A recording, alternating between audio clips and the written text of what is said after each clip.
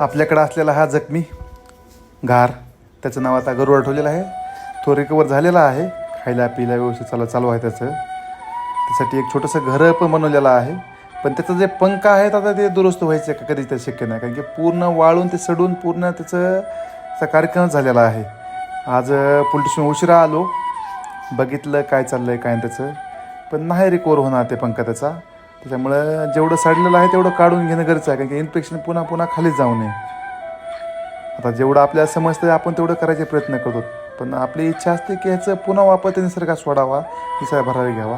आता इन्शनात त्याला अजून पाणी चालू आहे, त्याचं खाद्य वगैरे जसा वेळ भेटेल त्याला 2 टायमाचं खाद्य चालू आहे. आता नॉनव्हेजच चालू आहे त्याचं, कारण की ते नॉनव्हेजच खातं आहे म्हणून. पण बऱ्यापैकी रिकवर व्हायला असं वाटतं आहे मला.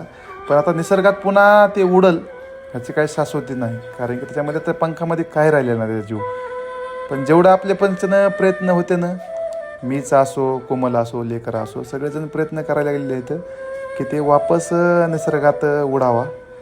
बघू आपल्या प्रयत्नाला किती यश भेटते काय नाही.